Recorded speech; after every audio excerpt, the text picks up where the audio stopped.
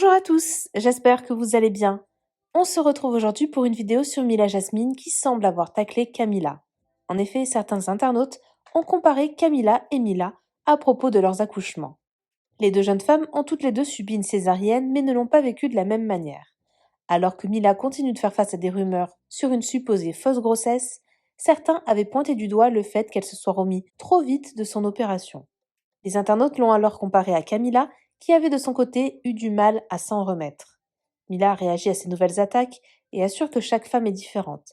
Elle estime que Camila est peut-être moins forte physiquement, rappelant au passage qu'elle a gagné les apprentis aventuriers, contrairement à Camila qui a abandonné. Pour les internautes, Mila a clairement taclé ici la femme de Noré. N'hésitez pas à vous abonner à la chaîne si ce n'est pas déjà fait et à liker et commenter cette vidéo pour me soutenir. Merci beaucoup et à très vite pour une nouvelle vidéo. Je vous dis tout ça parce que récemment, j'ai été comparée à Camila Noré, que j'aime beaucoup d'ailleurs, qui elle aussi a eu une césarienne, qui elle aussi a accouché dans le même hôpital que moi. Sauf que elle a eu apparemment beaucoup plus de mal à s'en remettre que moi parce que elle était dans un fauteuil roulant. Arrêtez de nous comparer. Déjà, je sais même pas la grossesse qu'elle a eue.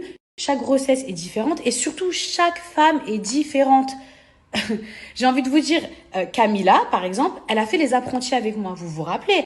Moi, j'avais mon fils qui était en train de pleurer. Donc, je vous disais, Camila, elle a fait cette aventure, donc les apprentis aventuriers. Et moi aussi, j'y étais parce qu'on a fait la même saison. Mais qu'est-ce qui s'est passé pour elle?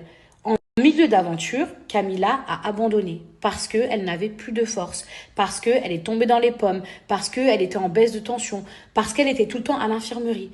Moi, cette aventure, je l'ai gagnée. Je suis allée jusqu'au bout. Alors, je suis pas en train de vous dire que je suis plus forte que Camila, mais je suis en train de vous dire que chaque personne est différente.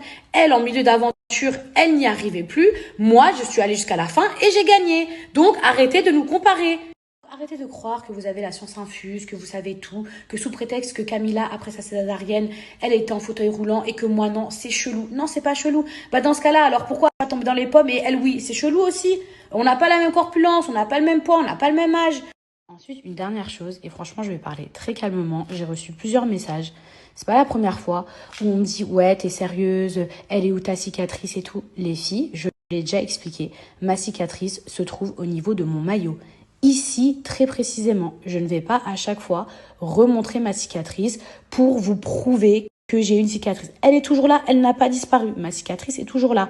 Après, quand je reçois des messages du style ouais, pourquoi moi ma cicatrice elle est en haut et toi elle est là?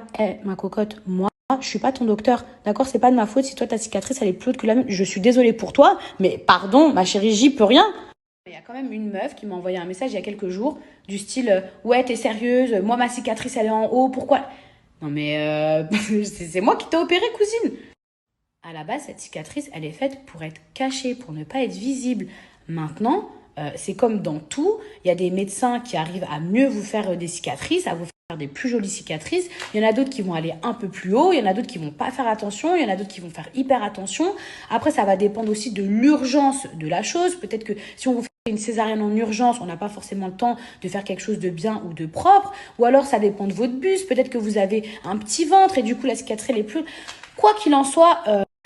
Les filles, allô, c'est pas mon problème. Ce n'est pas de ma faute. Ma cicatrice est toujours là. Elle est dans mon maillot. C'est incroyable, je reçois des messages. Ouais, t'es en bikini, mais elle est où ta cicatrice? Elle est là, très, très précisément, au niveau de l'élastique. Elle est même pas genre en dessous, elle est au niveau de l'élastique. Très précisément.